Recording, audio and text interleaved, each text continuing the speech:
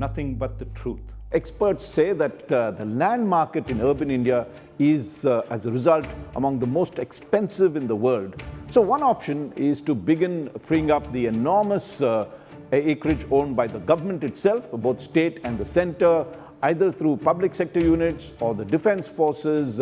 Particularly, we've seen in the cantonments, they're in the middle of the city, they probably have outgrown it. With Prime Minister Narendra Modi now heading a truly coalition government for the first time ever, the big questions are, what are the key issues he must tackle in his third term? And will the coalition partners hamper his ability to deliver on his famed Modi key guarantees? Hello, I'm Raj Chengappa of India Today, and in this episode of Nothing But the Truth, we will answer these questions.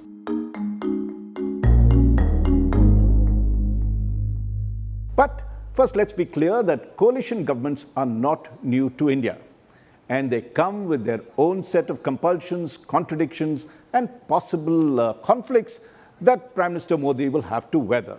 For Modi, it will certainly not be smooth sailing, especially given that so far he had headed only majority governments, whether if you look back at his long stint in Gujarat as chief minister between 2001 and 2014, he ran it with full majorities, or then as prime minister from 2014 to 2024, which is his first two terms. Again, the BJP had a full majority over there.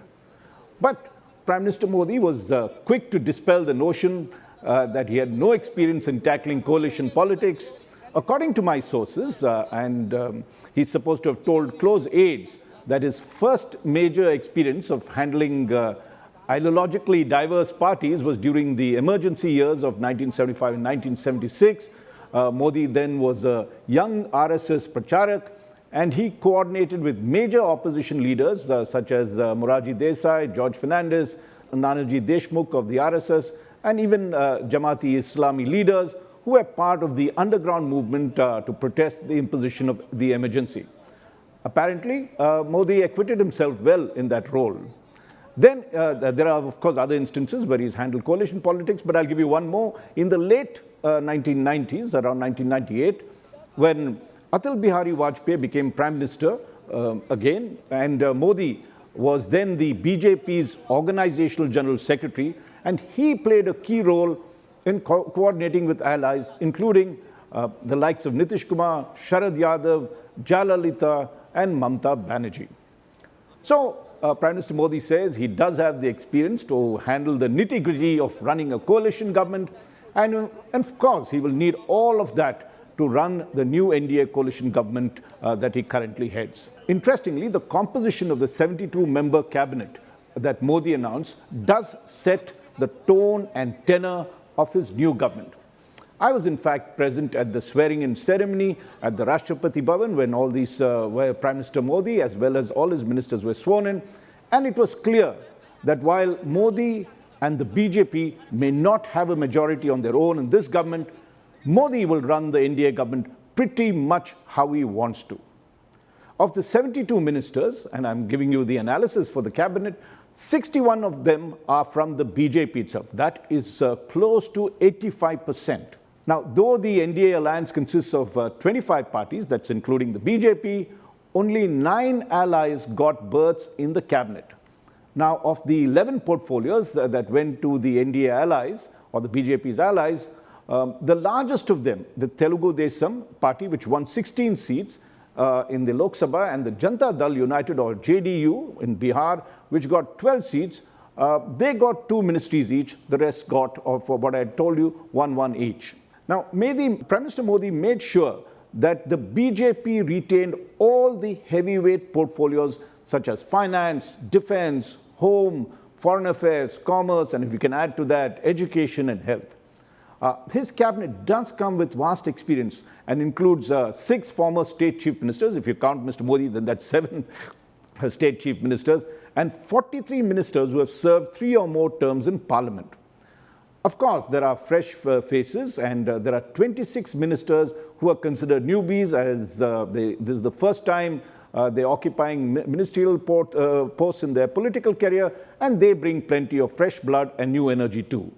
Prime Minister Modi's cabinet is also very inclusive in that 24 of the 28 states are represented in the cabinet.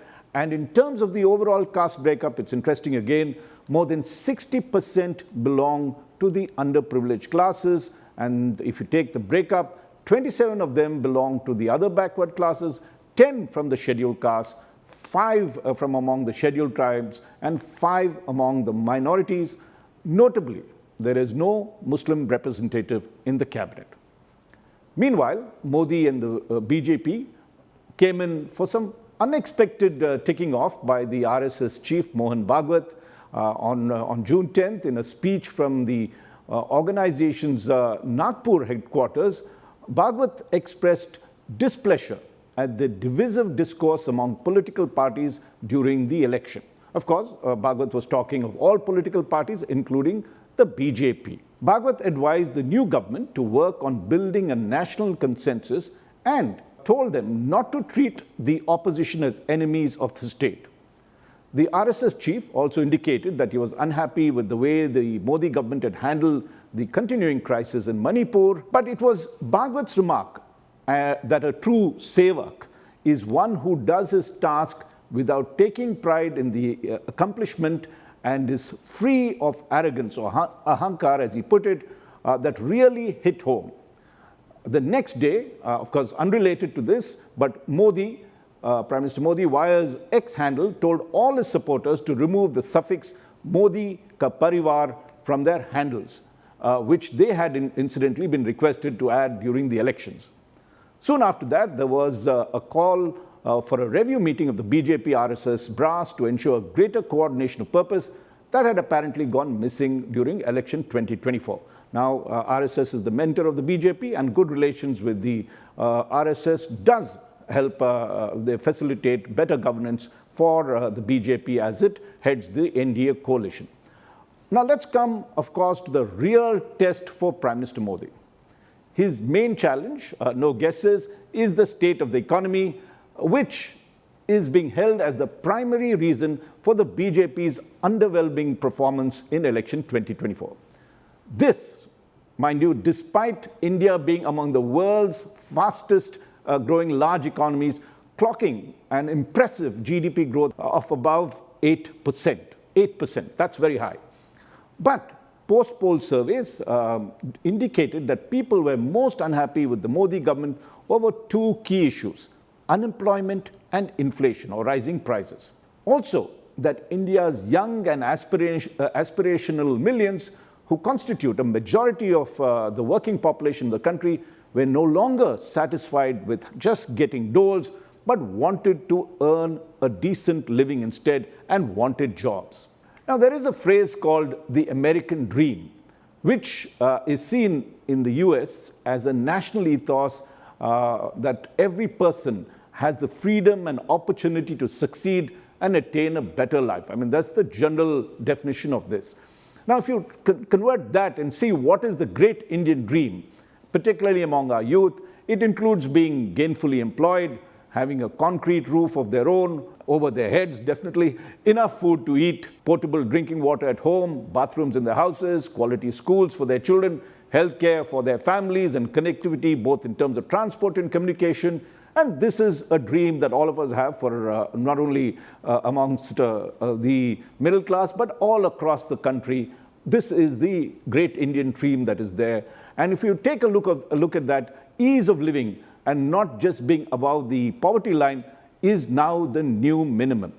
Modi's call for a Viksit Bharat, or a developed India by 2047, in that sentence, is a bit of a distant dream for them.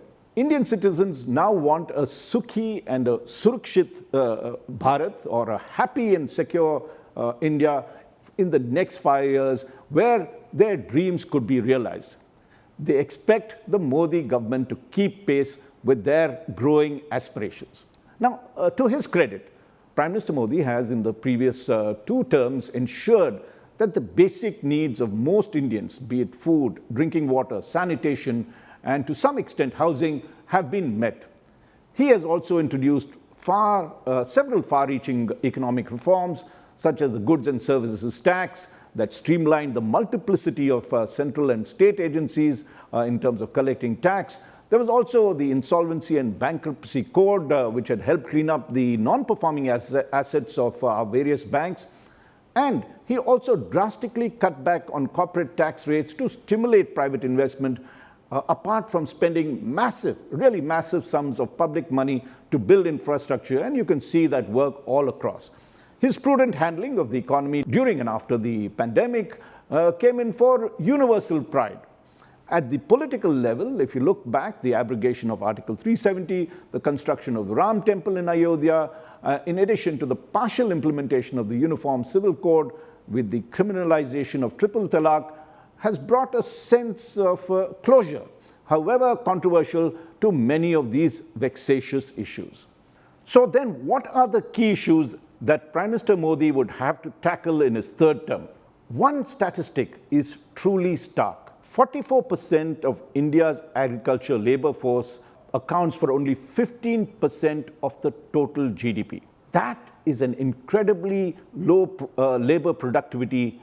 And then another massive chunk of 41% of labor is employed in the small-scale sector, which is truly ailing at the moment.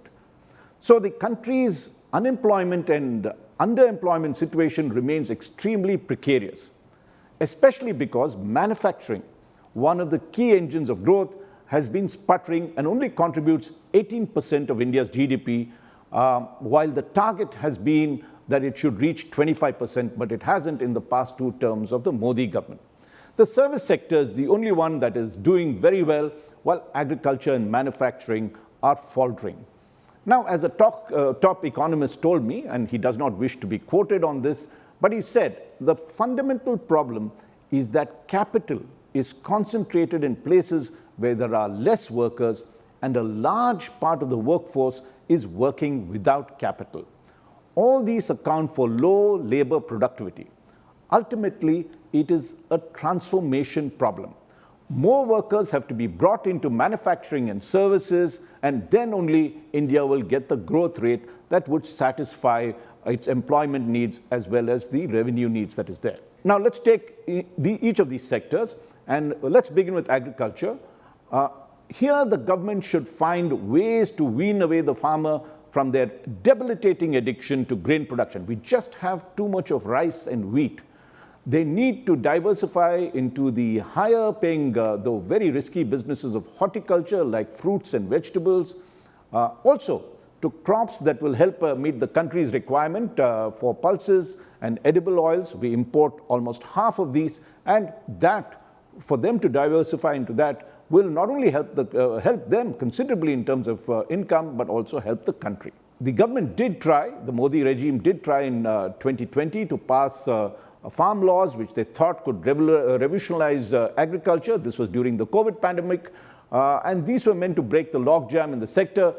But the real problem was the manner in which these reforms were rammed through, and they just didn't inspire confidence among farmers. There was a huge amount of protests, particularly farmers in the country's grain bowl of Punjab, Haryana, and parts of Uttar Pradesh who blockaded Delhi, and the government was forced to withdraw it subsequently.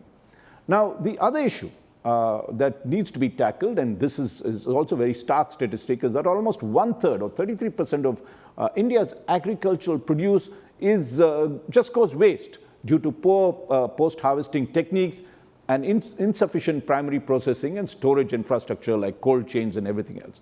So the result is that the food processing industry contributes only about, is at a very nascent stage and accounts for only 1.8% of India's GDP, when it should be contributing at least 10% of it. But, and this is the key thing, if food processing is developed, it could, the entire industry could give the young good jobs and boost the country's GDP enormously. And, of course, make agriculture far, far more productive than what it is right now.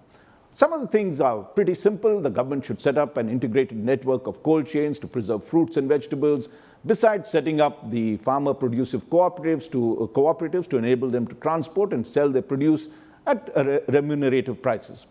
So in his third term, the Modi government must work with farmers on the issue of crop diversification and incentivize the farmers to move towards that, so that the situation in the agriculture sector could be eased. Now, apart from agriculture reform, there are several other low-hanging fruit the Modi government can pluck from, and these deal with what economists call the 4 factors of production needed for economic growth: labor, land, capital, and entrepreneurs. That's the 4 factors of production. I don't want to make this into an economic class, but just to simplify things, let's deal with the first factor, which is labor. And here, there needs to be huge changes. Indian labor laws has been the chief constraint in the private sector growth and the current issues that it has.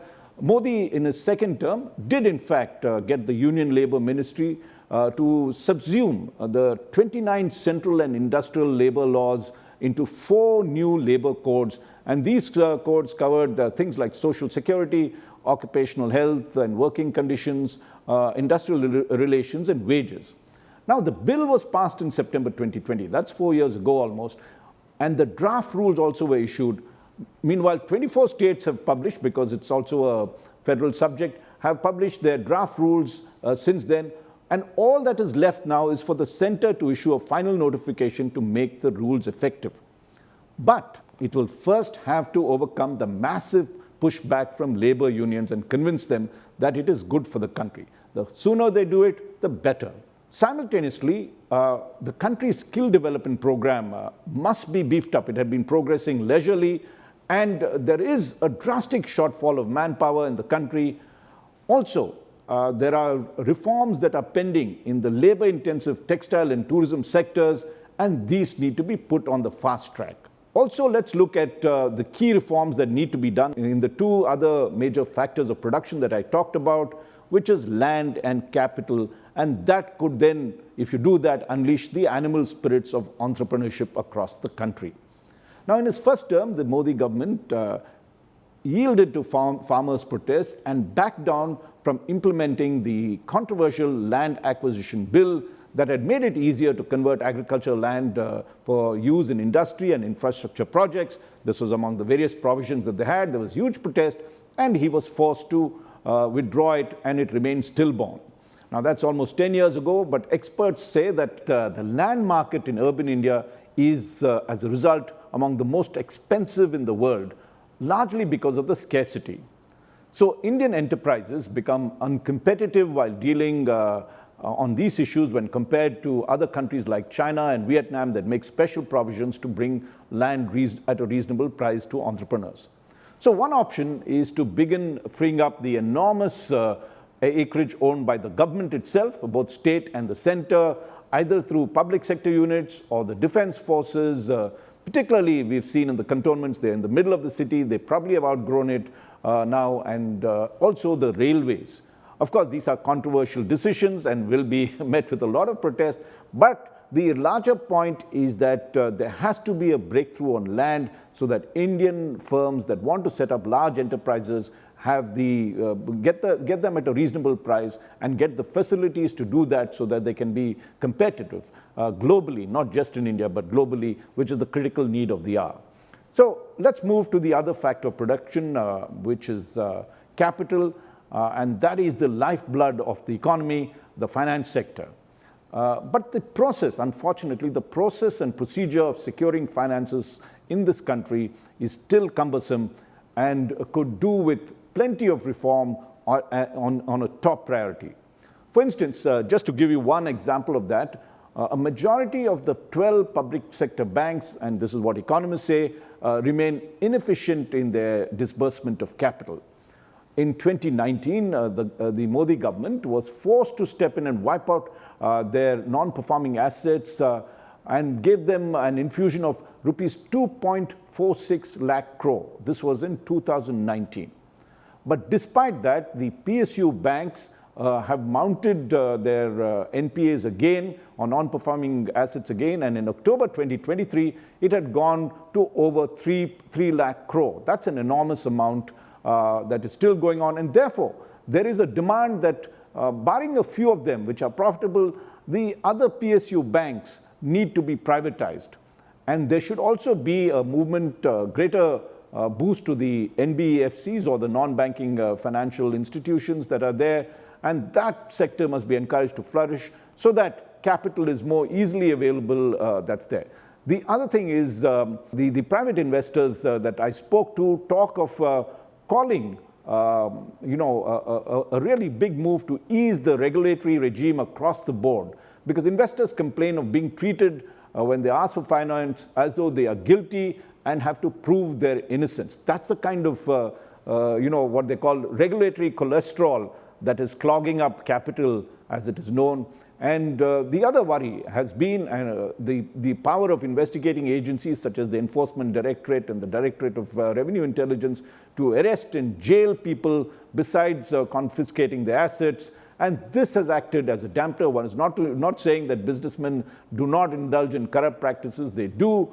But the larger question is that the 1 or 2% that indulge in it, should the entire other 99% suffer from it? Better to have good laws that can catch those the culprits, but encourage others who are honest to do business and do it rapidly. Some of the things that have already been done, like the GST, requires, or the goods and services tax requires rationalizing. There's a lot of comments or complaints about the fact that it's very difficult for small traders and entrepreneurs to file their bills. The other demand is to bring the current slabs of 4 to 2, so it becomes very easy to handle the entire thing. Of course, one of the things that the middle class is very interested in, since the corporate tax had a huge, the corporate sector had a huge reduction in their taxes in 2019 when the government slashed it quite substantially. There is a demand now for the middle class to have those the income tax that they face reduced, and that is supposed to be, in many senses would stimulate consumption in the economy. This is something for the government to think of. The union budget is just around the corner. It is to be presented in July, and maybe Finance Minister Nirmala Sitharaman, who retains a portfolio, could come up with a really radical approach towards income tax for the middle class, who are feeling the pinch of paying quite a heavy rate of taxation. Now, economists talk of the 4 engines of growth: public expenditure, private investment, consumption, and exports, that have to fire simultaneously for exceptional growth in the country and to provide jobs. Of course, I'm simplifying the entire economic process, but public expenditure has been quite good in the sense the Modi government has spent enormous amount in building public infrastructure, and that in fact has stimulated the economy, and that's why you see such an impressive GDP growth of about 8%. Private investment has been sluggish, and we have given some suggestions as how it can be made more, give them the incentives to do more, but the private investors also have to make a big move and take the kind of risk that they should be doing, and ensure that that sector, that in terms of investment, that also begins to pick up rapidly. Of course, consumption, there are various means of stimulating it. I'd suggested that we look at, or not me, but the economists are suggesting that we look at the tax structure and other ways of stimulating demand, consumption, and by putting more money in the hands of people. But we have to come to the other aspect, which is exports. Now, there we have to really in terms of pushing that engine forward. It has stagnated. It did grow during the COVID period very impressively, and then suddenly stagnated around $437 billion. So while service exports have done well, merchandise exports have not. That is what has been plateauing, and that is the key in terms of how we should be boosting exports. One of the things that the government is doing is to sign more bilateral free trade agreements, and this is a very welcome sign, and more of them need to be done, and the process, of course, considerably speeded up. But one thing we need to look at, and that has been neglected. Now, boosting India's trade with its neighborhood is something that is critical and could dovetail very neatly into India's broader foreign policy agenda. The reason I'm saying that is that Pakistan had thwarted the growth of the South Asian Association for Regional Cooperation, called SAARC, and then India set up the BIMSTEC group of nations that includes Bangladesh, Myanmar, Nepal, Sri Lanka, Thailand, and Bhutan. And this was meant for economic cooperation, and this was set up way back in 1997. Now, instead of actually encouraging the process, so far only 5 summit meetings have been held in the past 27 years, and the last one being in March 2022. So, as a foreign policy expert told me, and I'm quoting the person, if India has to become a great power, it must first become a major regional one. We must focus on expanding regional trade with our neighbors, as China did with ASEAN countries and Central Asia, even as it expanded its footprint across the world. So, Prime Minister Modi has signaled that he wants to push for better relations with the neighbors by inviting most of them for his swearing-in ceremony that happened recently, and this is a good sign. He had talked of neighborhood first, now that must become a reality. Finally, there are many other points as to what Modi 3.0 should be doing, what is the agenda for it, but critical to the performance of the Modi government in this term is evolving a new federal pact with state governments to ensure faster growth, a speedier implementation of reforms and service delivery to the last mile and the last house in rural areas. Particularly in rural areas, while there have been so many schemes, the main thing is to ensure delivery and implementation, and that for that, the states are required. In fact, economic reforms must be an integral part of the state, not just at the capital level, but go down to the districts, go down to the panchayats, and that is where the real economic change has to happen and entrepreneurship promoted. Also, Prime Minister Modi talks proudly of the fact that the BJP is in power in something like 17 of India's 28 states. That should make his task of building consensus across states much easier. And he's also talked of competitive and cooperative federalism. So his government must not only work on that, but must work on being less confrontational with state governments, that particularly in the opposition. And one example is the way governors have routinely overstepped their powers in opposition-ruled states. This is the time to do the reckoning and make sure that such things that happened in the past change. Of course, Prime Minister Modi and the BJP must scrupulously observe the coalition dharma if the NDA government has to survive for its full term. And also, as the RSS chief Bhagwat had talked about, build a consensus across the nation. This is the time to end divisive politics that's there. One of the mantras that Prime Minister Modi is one of his favorites is reform, perform, and transform. This is very appropriate for Modi 3.0. And if he brings about the major reforms in the sectors discussed, India will emerge and head towards Viksit Bharat, that is the dream that he had envisaged by 2047, even faster than what it done. This could be the game changer. This could be the 5-year period that could make the difference. And he has, and the country has, that great opportunity which we should take up. So for more details of the agenda for Modi 3.0, do read the special issue that India Today has brought out, which has a blueprint of all the key sectors that need to be tackled. Thank you for being with me in this episode of Nothing But the Truth. I look forward to having you with me next week. Nothing but the truth.